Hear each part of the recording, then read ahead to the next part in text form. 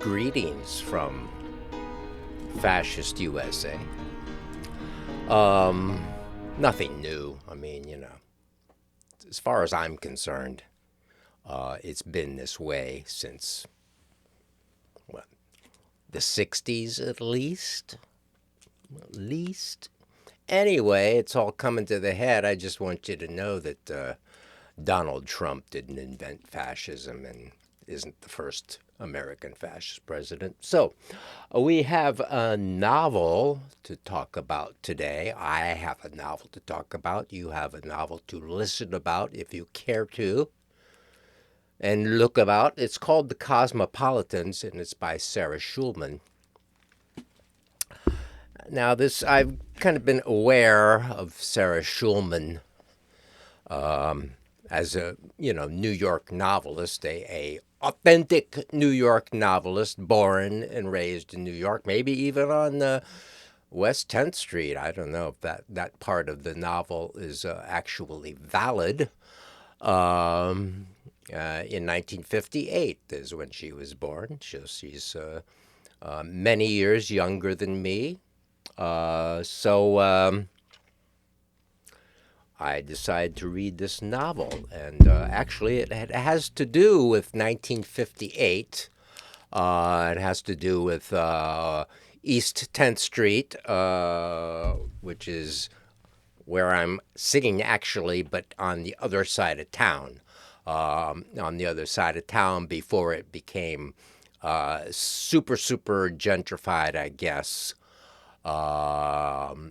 And some people who had been there for a long time were still there, as is the main character of this novel, whose name is Betty, and Bette, and she came to our great city of New York in 1928. So when she was, 22 years old or whatever. And so it starts out about her and her little apartment there and why she left Ohio. And, it turns out I'm from Ohio. But not in 1928. I'm from Ohio in I don't know, when did I last live in Ohio? 1969 or something. But the Ohio she came from is an Ohio that is completely alien to Ohio, because she is from rich people, like these people who own mills and things like that. And me and the people I knew in Ohio were actually the mill worker types peoples, not the owner class. So there's that. So she's left. The beginning of the book has a lot of real longing for. It's very romantic in a sense. It's about a real longing for the love, the one love. And Betty has had this love in 1928 or whatever, and the guy that was she was in love with had seduced her, and apparently they were close to the same age, all that, so it wasn't like a child thing or something. Whereas I had a really disagreeable child thing with older boys when I was a kid in Ohio. So it's not like that kind of a thing that sends you screaming from the place. It's more like, oh, she was all in kind of love this guy, and he betrayed her and married a cousin or something, and so she left. But she 30 years later, she has this picture of this guy on her out in her apartment and so forth. So there's that, and I thought that was it's very highly romantic and all that, and a little. So much of this novel was hard for me to relate to, frankly. I've been reading some things lately that I just really, really loved. I thought were, top-notch novels, new novels, and this was kind of more second-rate-ish in a way. Hate to say that, but that's the way I felt about it, and I felt it was like I felt it was kind of YA in kind of young adultish in a sense through the opening parts of it. With all this romance stuff. So she has a good. She lives in this walk up apartment building, on the second floor, on East 10th Street, right by University or whatever, and she has a very close friend in Earl. Is that his name? Earl, I think so. And he is a black guy who is or a Negro, as it says in the novel, in its 50s ish, nice language. So he is a wannabe actor, basically, is what it is. And he is, but he works in the meat district in the West Village there, in Greenwich Village, the meat area, way on the west side that since then has become, all the, that's all gone, and they truck in the meat from whatever, fly it. I don't know what the hell's going on, but he is working in one of these places, cutting up animals and so forth for meat, and he's this messy, bloody job, and but his thing is, he's a homosexualist, a gay guy, and of course, this is all pre 1967, what is Stonewall stuff and all that. So it's pre-gay liberation, and so I don't know, he and Anthony are in that apartment together, and they're like a couple. This is in like the 30s. So okay, and then Anthony kind of gets married, I guess, and then he goes to war and gets killed in World War II. So he is gone. So Earl is just into all this longing, and these things I had a hard time relating to all this romantic longing of these two main characters, Betty and Earl, who was saying, Earl is, still thinking about Anthony, who actually left him already and then died in the war. So, but they used to live together in this apartment. So, he is just really into like, he wants to have a husband, basically. He wants to have a nightly, wants to have a live-in male lover, who that's what he wants. And so there's a lot of stuff about that. And given the period of 1958, I had a hard time, like, imagine I'm not homosexualist. I'm kind of like twisted bisexual because of the stuff that went on in Ohio. So I don't get in love with men or find them particularly attractive. It's just this other weird thing. So he's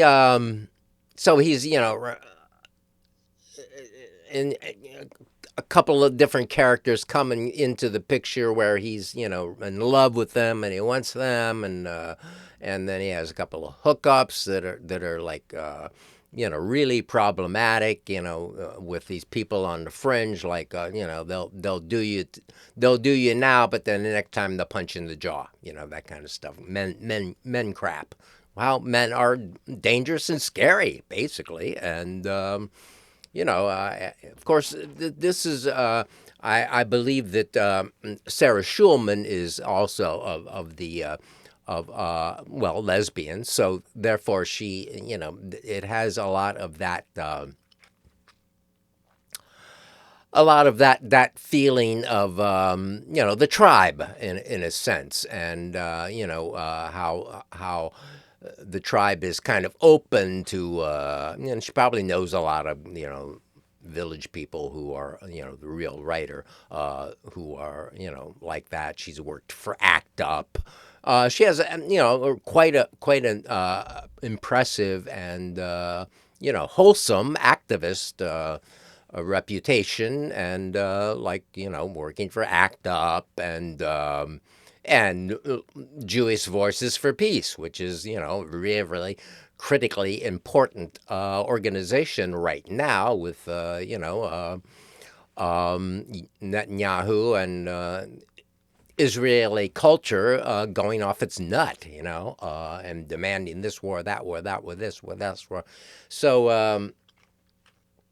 So that's great, and I'm all in support of that. But then I wished I could have liked the book better than I did.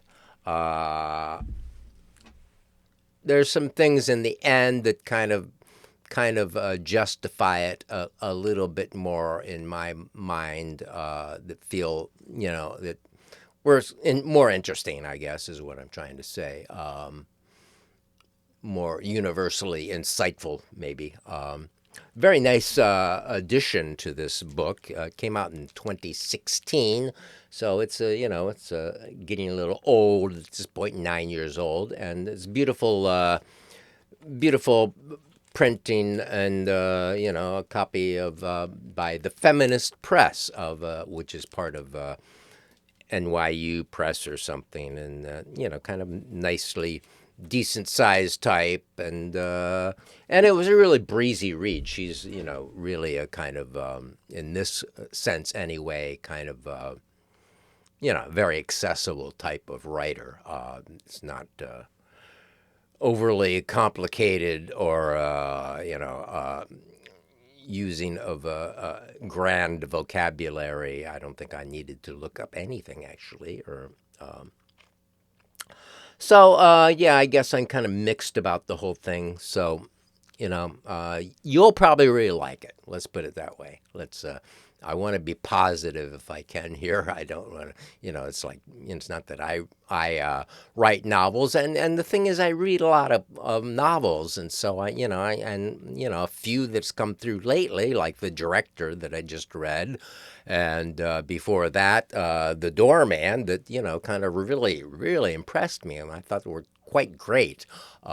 So, everything, naturally gets kind of compared to what preceded it. So that is kind of not really fair, but that's the reality of the situation. So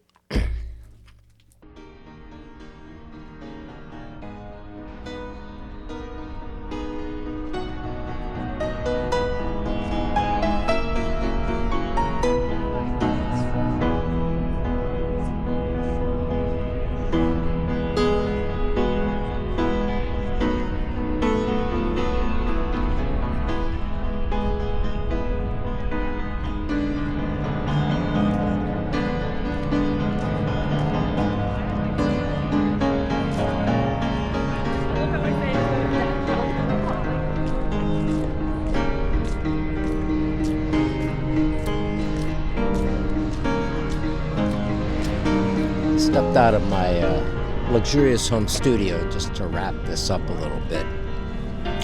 It's kind of like not totally freezing today, so what the hell. The thing about this, I've been thinking about, I recorded this other stuff previously, and one thing about this book is that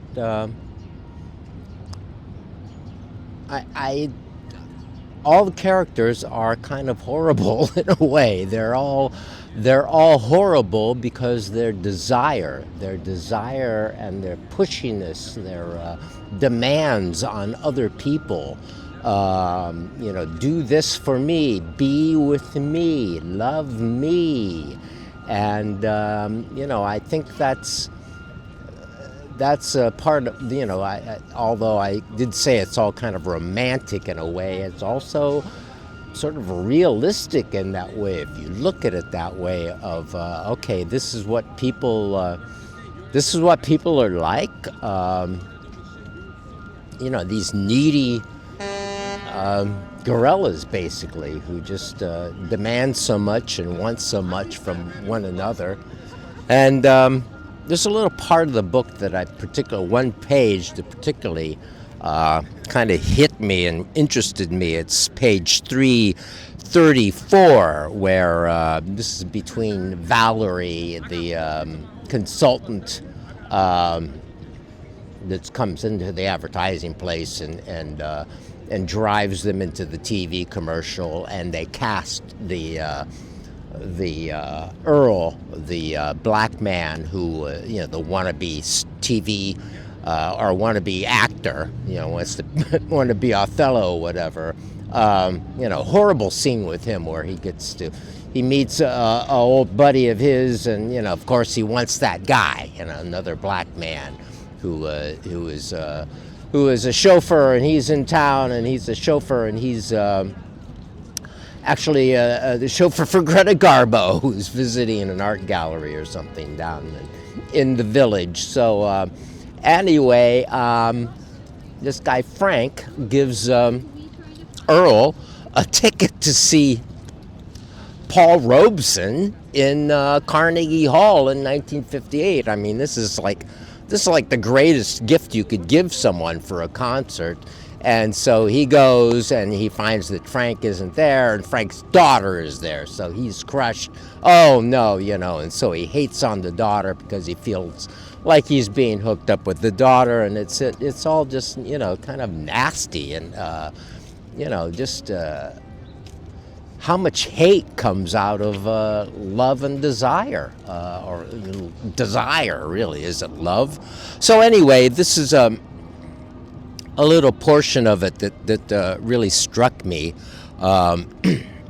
where this Valerie person is with Betty, the main character, who is also, completely sexless, and I was thinking as walking over here about women, feminists and lesbians who really latch on and feel camaraderie with the gay men, and I can understand that, because if men are gay, at least they're not abusing, desiring, exploiting, forcing themselves on women anymore. They can do that with one another. They can abuse and beat up one another and so forth instead of the women. So that's reasonable. Of course, then if a man can become a woman, well, that's another matter. So anyway, there's this scene where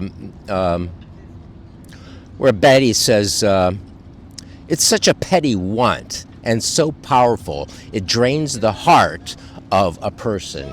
And Valerie says, "Coco?" No, to be seen. So yeah, it's to be seen, and that sort of struck me in that, like, what am I doing here? I'm wanting to be seen, right? This is why I'm on YouTube. Is that why I'm on YouTube? And I think I need to look at that part of myself, even at my grand old age here, still wanting to be seen. Why? What's the purpose when I don't even think that much of my other human companions in the world here? So it's so that part of the book really struck me, and that was really good.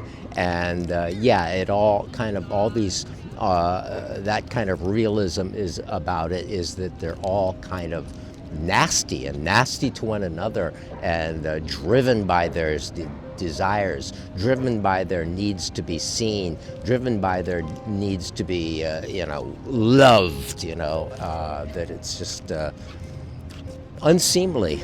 So, as I said, I was looking on Goodreads, and there is two sides of the coin there. Most are three, four, fives, mostly four fives, I would say, and then there's a couple of jerks like me who were like, so anyway, you would love the book if you read it, and don't pay any attention to me. Well, you don't pay any attention to me anyway. There's a real freedom in obscurity, and I really am trying to focus on that. That I'm free in my obscurity, and I'm maybe I can hang in here with kind of my sometimes radical lefty perspectives, and not be shut down by Google Alphabet, whatever. Because I love Alphabet and Google, and Larry Page is one of the greatest Americans who have ever lived in all time, and surely he is going to help save America. So there's that. I think that's probably adequate for now. Oh, another thing is that there's an advertising agency. Betty works for an advertising agency, and very small. Like the father, during the course of the story, the father dies, and the incompetent son takes over the business. And he brings in a consultant lady who is going to get them into television advertising, and I just didn't believe that part either. I mean, you're in 1958 and you're entering television advertising as an advertising agency. Hasn't that been kind of wrapped up since the radio eras? If anybody listens to old time radio, can see the rise of the brands and all that coming up, in mass media and the radio. So that I just didn't buy. So a lot of, I was critical about some of these things where I just didn't. I didn't see them as the way I see the story of the past. It remains in 1858. It doesn't travel through time or anything. So that's kind of what I have to say about it, and we'll speak next time. Thank you for watching.